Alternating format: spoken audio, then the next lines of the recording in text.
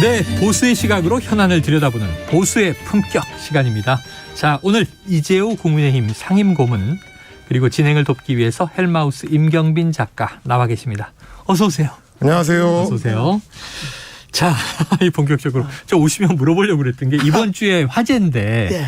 윤석열 대통령의 이른바 관저 정치. 예. 이게 주목을 받고 있더라고요. 예. 여쭤보도록 할 텐데 먼저 이 도어스태핑이 중단되지 않았습니까? 예. 어떻게 될지 모르는데 누구와 만나서 뭐 밥을 먹고 시간을 보냈고 이게 이제 메시지로 풀이되는 지금 보도 경향이 나타나고 있습니다. 뭐 전직 대통령 모셔보셨으니까 예. 이런 현상들은 어떻게 보고 계세요? 아니, 관저 정치는 다 하죠. 네네네. 어떤 대통령이든 뭐 전직 네네. 어떤 대통령 다 관저에서 사람들 만나고 가까운 부르고. 사람들도 만나고 네네. 또 뭐 대통령도 여러 가지 현안을 꼭 공식적으로만 푸는 게 아니니까 네네. 관저에서 만나서 이야기도 해서 좀 부드럽게도 하고 뭐 이렇게 하는데 네. 근데 좀 문제는 그 관저에 갔다 온 사람들이 관저에 갔다 왔다는 것을 흘리는 데 문제가 있는 거예요. 아, 예. 그 원래 대통령하고 관저에 만나면 그건 무조건 대통령하고 만나서 이야기하는 건 비공개가 원칙이거든요. 비공개가 원칙이다. 공식적으로 뭐 이렇게 공개적으로 네. 회의자에 만나서 뭐 기자들 촬영하고 네, 이런 게 네. 아닌 다음에는 네. 그건 비공개가 원칙이거든요. 비공개고 사실은 그러니까 말을 기밀 아닙니까? 비공개로 하자 소리 안 해도 네. 그건 비공개입니다. 우리 때는 항상 모이면 내가 늘 참석하니까 내가 오늘 모이는 건 비공개입니다 하고 내가 말을 먼저 합니다. 네네네. 예. 그러니까 그렇게 많이 만나고 뭐 여러 사람 만나서 한 번도 밖에 나가서 이렇게 말이 언론이 나오질 않았거든요. 네네네. 그런데 이번에 윤석열 대통령 관저는 지금 며칠 되지도 않았는데 관저 입주한 데가. 네네네. 그런데 그동안에 뭐 많은 분을 만났는데 그게 밖에 나와서 특히 정치인들 만난 것이 밖에 나와서 이렇게 이야기가 되잖아요. 네네. 그건 아주 바람직하지 않습니다. 바람직하지 않다. 그럼요. 그렇게 하면 안 됩니다. 갔다 온 사람이 밖에 나와서 자기 부인하고도 이야기를 안 하는 겁니다. 사실은. 왜냐 그러면 부인도 친구가 있잖아요. 그렇죠. 그렇잖아요. 네네. 자기 친구들끼리 만나서 야 우리 남편 어제 뭐 청와대 들어갔다 왔다 뭐 대통령 만나왔다 이렇게 말하면 네. 또 그 사람이 또 퍼지잖아요. 그렇죠. 그게 뭐 대단히 뭐 있는 것처럼 말이 만들어진다고요. 예. 그렇기 때문에 되게 대통령 만나고 오면 되게 이야기 안 합니다. 그냥 혼자 말고 있지. 그런데 이 사람들은 그건 대통령이 싫어서 흘리는 건 아니겠죠. 네네네. 갔다 온 사람들이 내가 갔다 왔다고 말해서 예. 이게 화제가 되는 것 아닙니까? 그거는 아주 바람직하지 않습니다. 아주 바람직하지 않다. 그건 부작용이 더 많습니다. 네. 그래서 오히려 이제 거꾸로 생각하게 되는 건데 보통 예전에 이제 관저 정치라고 하면 뭐 장관님도 워낙 뭐 예. 이명박 전 대통령 시절에 이제 많이 청와대 예. 갔다가 오시고 그러셨으니까 특임장관 역할도 하셨고. 예. 근데 이제 보통 그런 경우에는 대통령하고 이제 당을 연결하기 위해서 의견 교환을 한 다음에 예. 관저에 갔다 왔다는 얘기는 안 하고 예. 다른 방식으로 이제 여론을 좀 흘려보는 그런 것들을 하긴 하잖아요. 그렇습니다. 그거는. 근데 이번 경우는 이제 거꾸로 된 것 같아서 보통 이제 관저에 갔다 와서 그걸 비밀로 한 상태에서 이번 전당대회는 뭐가 좋겠다 이렇게 하는 거는 가능한데 네. 갔다 온 걸 먼저 흘린 다음에 마치 윤심을 받아가지고 나온 것처럼 이렇게 흘리는 방식 네. 이게 그게 바람직하지 않습니다. 그건 아주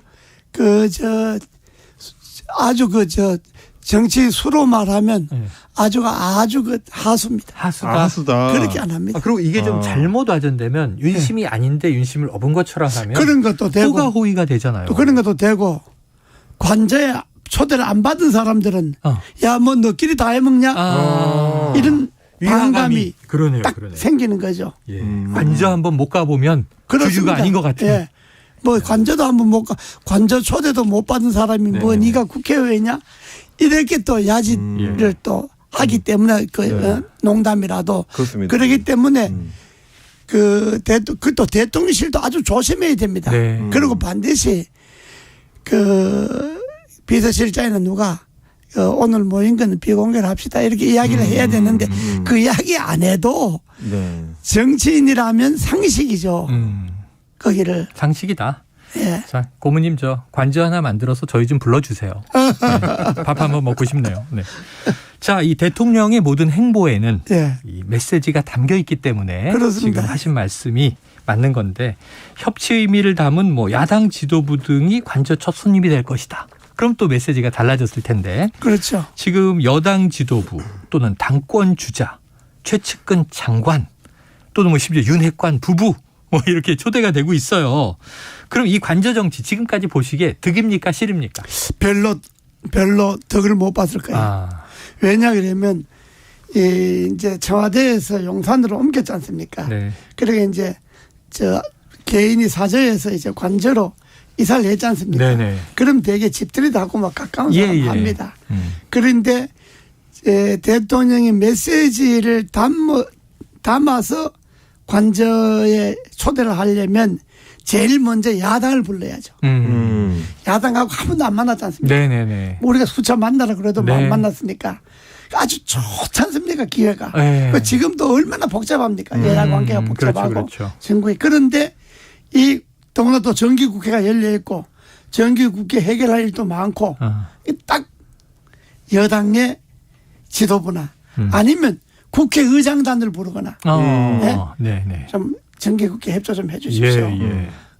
꽤 놓고 사죄해서 네. 제가 뭐 대통령 그야말로 대통령 처음 해보는데 여러 가지 미숙한 게 많습니다. 그러니까 이번에 정기국회 좀 잘 좀 도와주십시오. 그렇죠. 뭐 이렇게 딱 깨놓고 이야기를 하면 관저에 가서 대통령하고 밥 먹으면서 이야기한 건데 그 야당이나 국회의장단도 부담이 가죠.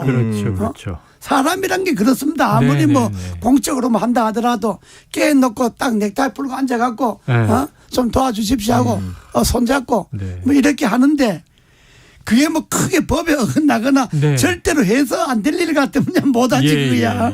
그러나 정치라고 하는 것이 해서 안 될 일이 얼마나 있겠습니까? 다 대화하고 타협하고 하면 만나는 건데요. 얼마든지 할 수 있죠. 그렇기 때문에 이번에 윤 대통령이 관저 정치를 시작하려면 제일 먼저 하려면 야당을 불러야 돼요. 야당이나 국회의장. 그러니까 먼 쪽 사람들을 먼저 불렀어야 하는데 그리고 가까운 쪽만. 그리고 그 윤핵관 뭐 넷 부부 불렀다고 하는 건 물론 뭐 대선 때 고생했고 경선 때 고생했으니까 뭐 집들이 하는 게 제일 먼저 부를 수도 있지만 그러나 그러려면 철저하게 보완을 하든지 아니면 제일 늦게 한 달 몇 달 지나서 그때 자연스럽게 그 이해를 하지 않습니까? 내가 사실 먼저 부르려고 했는데 그러나 먼저 부르면 또 소문날 거니까 당신들이 뭐 가족 같은 사람이니까 뭐 천천히 불러도 되지 않냐 이렇게 그 뒤로 돌려야지. 그리고 현안이 있으면 물론 관저에 부릅니다. 그래요. 국회 여당이나 야당에 현안이 생기면 그걸 해결하기 위해서 부릅니다. 우리 때도 그랬거든요. 당에 뭐 청와대가 대통령실에 뭘 하려고 그러는데 당이 영특하게 나간다고. 그 당이라는 게 또 멋대로 입맛대로 안 되거든요. 그때는 당 대표나 원내대표를 강제 초청합니다. 그래서 식사하면서 허심탄회하게 술도 한잔 하고 그래 한번 이야기 한번 해보시오. 뭐가 문제입니까? 그럼 이야기를 쫙 하잖아요. 그럼 뭐 이건 좋습니다. 그건 뭐 내가 받아들이고 대신 이건 좀 해 주십시오. 이러고 관제에서 그렇게 하는 수도 있습니다. 그렇게 해서 이 정치가 꼭 이게 테이블에 앉아서만 이야기하는 게 정치가 아니잖아요. 그렇게 해서 이렇게 부드럽게 해서 그건 뭐 딴 나라 대통령도 미국 대통령도 마찬가지죠. 그건 그렇게 하는 거죠. 그렇게 해야지. 이건 뭐 갔다 온 사람 내가 관제 갔다 왔다 뭐 부부 동반 갔다 왔다 뭐 지도부 갔다 왔다 뭐 이렇게 줄줄이 밖으로 흘리고 그게 정치적으로 이슈가 되고 이러니까 그 사실 아무것도 아닌데 공렬 비난받고 공격받을 이유가 없거든요. 그런데 여기서 한번 여쭤볼게요. 고모님. 자, 그럼 이제 예를 들면 자가 발전하고 싶고 내가 관제 입지한 지 얼마 안 돼서 대통령 뵙고 왔는데 나 이런 사람이야 자랑도 하고 싶고 했다고 치자고요. 이 보안상 좀 지켜줘야 되는데 그러면 보통 이제 대통령실에서 엄중 경고할 수 있잖아요. 그렇습니다. 그런 거 왜 얘기하느냐. 앞으로 그런 식으로 하면 안 부른다. 야단칠 수 있는데 이게 대통령실도 이게 그냥 흘러나가는 것을 방관하는 분위기잖아요. 그럼 윤 대통령의 좀 생각은 내심은 어떤 걸 것 같습니까? 그게요. 아마 윤 대통령이 속으로는 상당히 불쾌했을 거예요. 불쾌했을 것이다. 예. 내심은 네. 그게 어떤 자연스럽게 무슨 주제를 새로 만들어낸다거나 네. 할 때 자연스럽게 그게 그러니까 대통령실에 갔다 왔다는 것이 알려지지 않는 네. 상태에서 대통령의 뜻을 담아서 음. 메시지를 전하는 방법이 많이 있잖아요. 네네. 그렇게 해야 되는데 이건 뭐 내가 대통령실에 갔다 왔다 이렇게 돼서 대통령을 얻고 하는 것처럼 되어버리면 대통령실이 격이 낮아집니다. 네. 대통령실 수가 낮아집니다. 음. 그러니까 그렇다고 해서 대통령실에서 다 큰 사람들 뭐 국회의원들 왔다 갔는데 네. 그 왜 이야기했냐고 애들 야단 치듯이 말할 수도 없는 거고 네. 그렇잖아요. 그러니까 그냥 보고 있는 건데 네. 내 생각에는 속으로는 아마 좀 불쾌할 것이다. 좀 불쾌했을 겁니다. 근데 불쾌 정도가 아닌 게 이래요. 대통령의 공식적 발언은 네. 나는 평당원이고 네. 정당의 이 당무에는 개입하지 않습니다. 그렇습니다. 공식적으로 얘기했는데 보도는 마치 뭐 차기 전당대회 교통정리를 한 것 같은 그러니까요. 얘기가 흘러나오니까. 예, 그게 아주 그리고 그게 대통령 덕볼 일 하나도 없는 거죠. 네. 대통령이 당무에 불개입한다는 것을 본인 입으로도 수차 말했는데 마치 대통령실에 불러다가 뭐 당에 교통정리하는 것처럼 돼버리면 당이라는 당 자체가 완전히 이미지가 네, 네. 추락되니까 네, 네. 당이 뭐라고 말해도 저 사람들 뭐 대통령실 쳐다보고 사는 사람들 이렇게 되면 예. 당의 주체성이 없어지는 거죠. 네, 네. 그런 것이 여당이 지지도를 깎아먹는 겁니다. 이건 뭐 대통령실이나 당이나 그렇습니다. 다 잃을 것만 많다. 알겠습니다. 자, 그런데 이제 이 두 번이나 초대받은 주호영 원내대표 입에서 지금 최근에 뭐 수도권, MZ세대 그러다 보니까 한동훈 대표 차출설 이게 훅 지금 지나갔는데 이게 지금 윤 대통령 아니라고는 한 거죠? 팩트는 어떻습니까? 일단 뭐 대통령실 관계자 발로 나온 얘기에 의하면 이건 이제 국민일보 단독 보도입니다만 네. 윤 대통령 본인이 한동훈 장관은 아직 정치할 준비가 안 됐고 네. 정치할 상황도 아니라고 했다 네. 이런 얘기가 있고요. 그리고 어제 또 이제 채널A에서 단독 보도한 바에 의하면 네. 한동훈 장관은 다른 데 또 쓸 데가 있다. 네. 뭐 이렇게 얘기를 했다는 거예요. 그러다 보니까 채널A에서 추측하기로는 결국 그러면은 장관보다 높은 자리, 네. 총리설 이런 식의 이제 얘기까지 또 나오는 거예요. 네네네. 그러니까 이런 식으로 당 대표보다도 높고 그렇습니다. 이제 고문님께서 이제 정리해 주신 것처럼 보통은 관저에 당 지도부가 초청을 받아서 가면 예산안심이라든지 그렇습니다. 아니면 뭐 이번엔 국정조사라든지 이런 현안에 대해서 논의를 할 것 같은데 특히 법안. 법안. 주로 통과해야 될 법안. 네. 이번 경우처럼 이제 전당대회 내용 그 중에서도 장관 한동훈 장관과 관련된 얘기가 지금 나오고 있는 거 이거는 지금 대통령의 의중을 좀 어떻게 읽는 게 좋을까요? 그거는 내가 주호영 원내대표가 한 이야기는 일반론적 이야기고 그건 주 원내대표 평소에도 자기 생각을 그렇게 해요. 당이 좀 젊어져야 되고 새로워져야 되는데 당 대표들이 거기에 좀 충족돼야 되는데 그건 걱정을 평소에도 많이 해요. 주 대표가. 그러니까 주 대표로서는 이제 원내대표로서는 중요 당직이니까 그냥 일반적으로 당의 현상이 현재 거론되는 사람들이 그렇게 당원들이나 국민들이 마음이 흡족한 사람들이 별로 없다. 뭐 제 지지도가 뭐 3%, 4%, 5% 이렇게 나오니까 그런 일반적인 것을 빗대어서 주 원내대표가 걱정 삼아서 한 소리이지 그걸 한동훈을 염두에 두고 한 이야기는 아니고 또 대통령하고 만나갖고 한동훈 이야기를 한 거는 전혀 아니고 그리고 대통령도 뭐 지금 그 뭐 보도가 됐다니까 하는 이야기지만은 한동훈 장관을 뭐 자기 측근을 법무장관 시킬 때도 그때 그 말이 많았는데 그때 나는 여기서 오버 온 줄 알았다 그랬잖아요. 맞아요. 맞아요. 그런데 그것도 몇 달 지나서 그러셨죠. 1년도 안 돼도 또 뭐 당 대표 시킨다. 그러면 대통령이 욕먹죠. 그러니까 대통령 그런 생각 발상을 안 합니다. 공의 주변에서 자꾸 말을 만들어내는 거지. 만들어내는 거 한동훈 본인도 몰라 이제 한 2년 지나면 이제 개각도 해야 되니까 개각하고 나면 이제 법무장관 그만두면 뭐 다음 총선 출마한다. 그건 뭐 자연스러운 고수예요. 장관들이 고수고 그다음에 대통령이 뭐 그 사람 딴 데 쓸 때가 다른 데 쓸 때 이 말은 그게 어떻게 그 말이 나왔는지 모르겠는데 그는 그야말로 대통령이 그런 말을 했다면 그것도 대통령이 신중치 못한 사람이고 대통령이 자기 속마음을 이야기하면 됩니까? 그런 이야기를. 특히 특정인에 대한 문제. 사람에 대해서. 그것도 저는 아무리 윤 대통령의 정치 경험이 없지만은 그걸 아무리 소탈하고 뭐 친한 사람 믿고 하면 말을 막 한다 하지만은 그 이야기는 안 했을 겁니다. 왜냐 그럼 다른 데 쓸 때 가면 개각할 때 장관을 했으니까 뭐 장관 거로 바꾸거나 아니면 뭐 뻔하잖아요. 내각에 돌리는 건데 그러잖아요. 안 그러면 외국 대사로 내보내거나 뭐 외국 대사도 장관까지 했으니까 뭐 4대 강국 대사로 보내거나 뭐 아니면 뭐 말했듯이 총리시키거나 뭐 이런 거잖아요. 근데 그렇게 되면 이 정부가 꼴이 되겠습니까? 그렇기 때문에 그런 생각은 안 하고 제가 볼 때는 한동훈 장관의 코스는 법무부 장관 2년 동안 열심히 하고 다음 총선에 국회 출마하는 겁니다. 그게 한동훈 코스입니다. 자, 이미 뭐 이재호 고문님께서는 그런 생각이 굴뚝 같을지는 몰라도 그렇게 할 리는 절대 없다. 이렇게 예언을 하셨고요. 이미 이게 좀 정리가 된 게 오늘 출근길에 한동훈 장관도 기자들에게 단호히 분명히 장관 업무에만 충실할 것이다. 그래서 이제 뭐 정당의 당대표와는 무관하다라는 이제 선을 걷습니다. 자, 그런데요. 임 작가님. 제가 어제 모 방송에 나가서 내가 아주 강하게 그 이야기를 했잖아요. 그 말도 안 되는 이야기다. 그래요.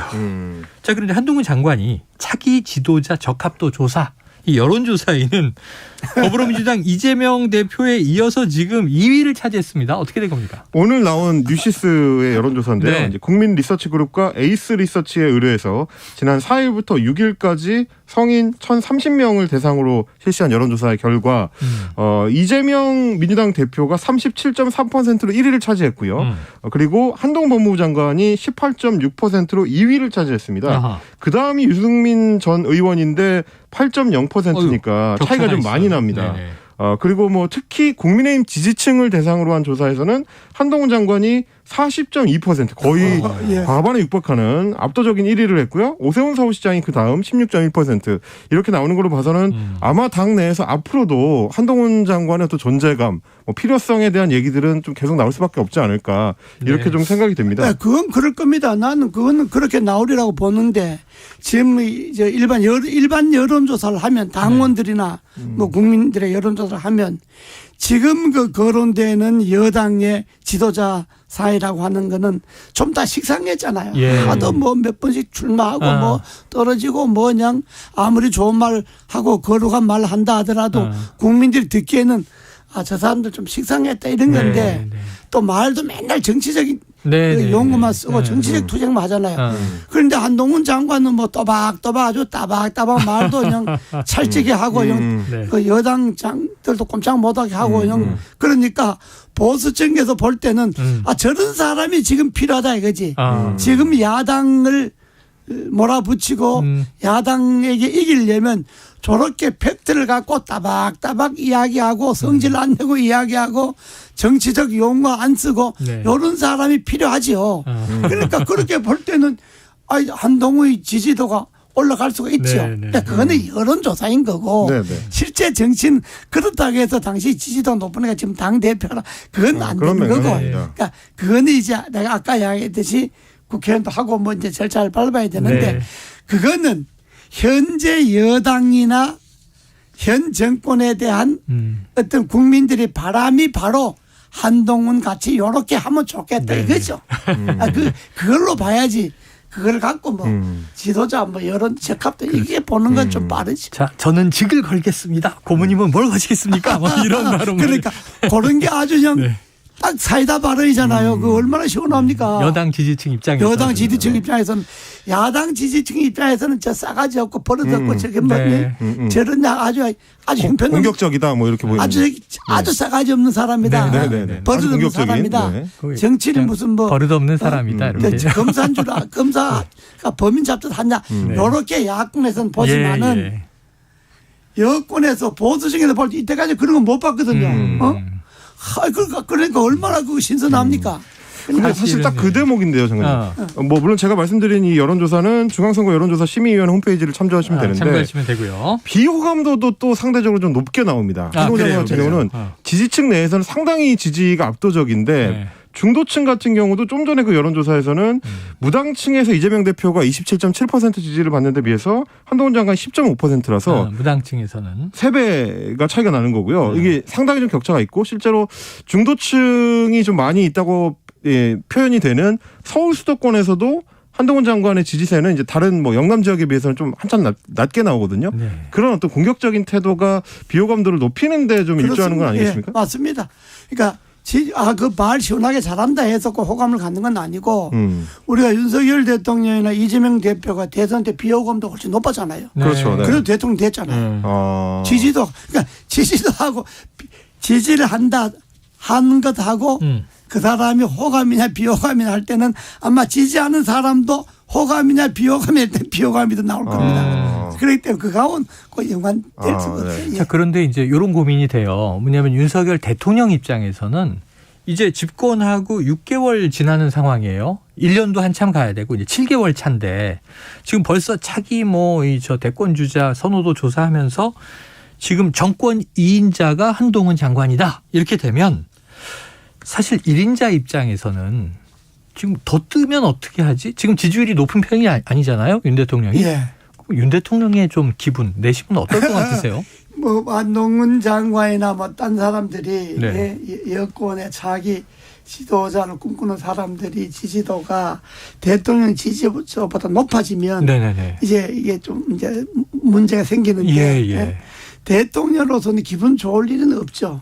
기분 좋을 일, 어느 역대 정권 다 그렇죠. 자신에 대한 평가는 썩 좋지 않은데. 기분 좋을 일은 없는데 그러나 윤석열 대통령하고 한동훈 장관하고 관계는 언제 오랫동안 같이 지내왔는데가 윤 대통령이 한동훈 장관을 동생처럼 친한 동생처럼 아끼는 동생처럼 생각하기 때문에 한동훈 장관의 지지도가 높아진다 그래서 윤석열 대통령이 기분 나빠하는 그러진 않을 거예요.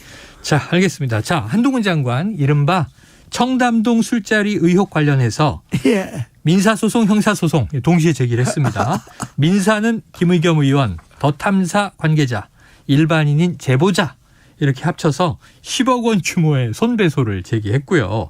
자, 형사는 이들 모두를 경찰에 허위사실 유포 혐의로 고소한 건데요. 자, 10억 원이면 이게 명예훼손 관련된 손배소치고는 굉장히 큰 액수라고 합니다. 자, 잘못된 건 바로잡는 게 맞지만 문제는 이런 거예요. 검찰, 경찰, 법원에 영향을 미칠 수 있는 현직 법무부 장관이지 않습니까? 그러니까 이 법적 다툼에 대해서는 어떻게 보세요? 그 10억이 김의겸 한 사람에게 한 거예요. 다 합해서. 네네네네. 세 곳. 더 탐사하고. 제보자. 세 군데 다 합해서 10억을 내라. 그럴 때 했던 거 아닙니까? 네네, 그렇죠. 민사소송은. 이제 이런 걸 이해를 좀 해야 될 거예요. 우선 그것이 적절하냐 안 하는 두 번째 문제고 이 한동훈 장관이나 윤석열 대통령이 지금 어떤 그 입장이냐 생각을 갖고 있느냐. 내가 만나보지는 않았지만은 지난 정권이 원체 물렁물렁했고 원체 이게 이익단체 이런 데 휘둘렸기 때문에 나라 기강이 무너졌으니까 나는 제일 먼저 그런 건 바로잡겠다. 불법이라든지 폭력이라든지 유언비어라든지 거짓말 한다든지 이런 건 바로잡겠다. 이거는 그 사람들이 성부의 검사잖아요. 그것도 특수부 검사잖아요. 특수부라는 게 아주 그런 조폭, 폭력 이런 거 잡는 거니까. 거악 이런 데 상대하는 거죠. 딱 그것이 머리에 딱 체질이 박힌 사람들 아닙니까? 딱 그러니까 아마 지난 그냥 변호사다 대통령 한 문재인 정권하고는 생각이 다를 거예요. 그리고 문재인 정권은 민노초이라는 데가 촛불 시위로부터 신세를 졌잖아요. 그러니까 민노초로부터 소위 은혜를 받은 그런 정권이었잖아요. 그러니까 민노총이 약할 수가 있어요. 그러나 문석열 정권은 어디 신세 진 게 없잖아요. 0.7%를 이겼는데 어디 누구인데 신세지고 이런 게 없으니까 내가 정권 잡았을 때 불법, 폭력, 가짜뉴스 이런 건 아주 엄단하겠다. 이런 것이 아마 대통령 생각이나 한동훈 장관 생각 같을 거예요.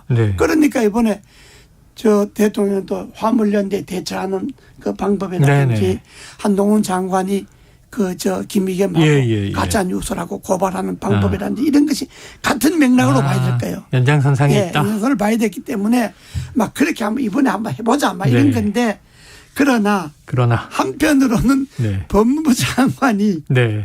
뭐 딴 법을 집행하는 장관이잖아요. 그렇죠. 법을 집행하는 장관이 고소를 해놓으면 네. 그 참 수사하는 쪽에서도 이 좀만 신경이 쓰이죠. 경찰이 이거를 뭐 불송치하기도 어렵고. 어렵죠. 그러나 그런 걸 하려면 법무부 장관이 본인 이름으로 하는 게 아니고 딴 사람이 해도 되잖아요. 딴 사람이 뭐 얼마든지 할 수 있는 거잖아요. 시민단체가 명예훼손으로 하는 거는 뭐 시민단체가 해도 되는 거고 그렇게 하는 것이 좀 더 그렇게 하고 수사를 철저히 하고. 그 자기가 법무부 장관이니까 얼마든지 뭐 수사 잘 하느냐 안 하느냐 지켜보지 않습니까? 알겠습니다. 그게 옳지. 법무부 장관이 하면 붙어보자 하고 막 바로 싸움의 파트너가 돼서 나서는 거는 큰 국정을 좀 풀어가는 데 있어서 바람직하진 않죠. 자, 그럼 이제 내년 언젠가가 될 전당대회를 놓고 국민의힘 자, 하나 좀 요거 다른 결을 여쭤보겠습니다. 유승민 전 의원이 오늘 KBS 라디오에 이제 아침에 출연했는데 당권 후보 저밖에 더 있나? 그러니까 본인이 사실상 이제 뭐 출마 선언했다고 봅니다. 근데 이어서 나 하나 이기겠다고 전대루를 변경하는 건 36 코미디다. 그러면서 지금 이제 일가를 했는데 당내 반발도 지금 친윤계가 대세지만 또 반윤 비윤 기류도 있지 않습니까? 그러면 이게 전대루를 변경할까요? 또는 이제 유승민 전 의원이 당대표 될 수 있을까요? 어떻게 전망하세요? 유승민 의원이 발언하는 심정은 이해가 가지만은 그 발언도 사실 오만한 발언이죠. 오만하다. 뭐 대표할 사람 400이 더 있나 하는 거는. 이제 그건 당 자체를 완전히 깔아뭉개는 바람이니까. 설사 그렇다 하더라도 그렇게 말하면 안 되지. 나도 해보려고 그러는데. 좀 겸손하게. 뭐 룰을 바꾼다 그러면 그게 맞느냐. 뭐 이렇게 이야기를 좀 풀어서 해야지. 내 뺏기 할 사람 더 있냐면 내기려고 룰 고치냐. 이렇게 되면 당이 자기는 체면이 설는지 모르지만은 당은 완전히 묵사발 되잖아요. 그러니까 그런 거는 유승민 의원도 좀 지혜롭지 못하고 성숙하지 못한 발언이고 당이 이 논리가 이러잖아요. 당 대표는 당원이 뽑는 거니까 당원이 90%는 100%는 투표해야 되지 않느냐 이런 논리지 않습니까? 그건 한쪽은 맞고 한쪽은 틀리는 게 당 대표는 당원이 뽑는다 하는 건 맞아요. 당이 대표니까 그 논리는 맞아요. 그러나 반면에 대표가 되면 당만 생각하는 것이 아니라 국가와 국민을 생각해서 여야가 함께 일을 해야 되잖아요. 그러면 국민의 지지도 어느 정도 받아야 되잖아요. 그죠? 그래서 국민의 지지도 하고 당의 지지도 하고 여론조사 같이 올려놓은 건데 그걸 국민의 지지도는 아예 없애버리고 당 지지도만 하겠다 하는 거는 반쪽 논리만 갖고 하는 건데 그거는 주류가 대세를 잡고 있으면 그렇게 만들어가 뭐 100% 당원 투표를 한다, 90% 당원 투표를 한다 만들어갈 수는 있지만은 저항이 셀 겁니다. 그게 그대로 쉽게 통과 안 될 겁니다. 쉽게 통과되기는 어렵다. 어렵 겁니다. 왜냐 그러면 그렇게 하고 싶어도 그것도 뭐 국민의힘의 다음 바지적으로만 모인 게 아니잖아요. 그것도 뭐 다 친윤만 있는 게 아니잖아요. 또 유승민 믿는 사람도 막 있잖아요. 당원주에. 그 사람들이 가만히 있나요? 가만히 있죠. 그러면 전당대회를 당이 조용하게 치러야지. 더구나 집권 초에 저걸 시끄럽게 치면 바로 친윤 쪽에서 누가 나온다 그러면 전 대통령이 시킨 사람 이렇게 몰고 갈 것 아닙니까? 그러면 당 전당대회 자체가 또 하나의 갈등과 분쟁을 만들 수 있으니까 그 룰을 고친다고 하는 거는 막 고치고 싶겠지. 뭐 그게 쉽지는 않을 거예요. 쉽지는 않을 것이다. 쉽지 않으면 왜 되느냐. 그러면 원하는 대로 가자 이래 되는 거죠. 원하는 대로 가자. 정치권 늘 그래왔어요. 자, 어떻게 될지 지켜봐야 되겠네요. 사실은 뭐 유승민 전 의원하고 같이 이제 한때 바른정당으로 분당 탈당했던 김무성 전 대표가 원래 그렇게 100% 국민 공천을 강조하지 않았습니까? 당의 경계를 다 열어젖히겠다. 근데 지금은 또 이제 좀 역행하는 분위기가 있습니다. 아이고, 여쭤볼 게 너무 많은데 아쉽습니다. 시간이 다 돼서. 그렇습니까? 자, 오늘 이재호 국민의힘 상임고문 헬마우스 임경빈 작가와 보수의 품격 함께했습니다. 말씀 고맙습니다. 감사합니다.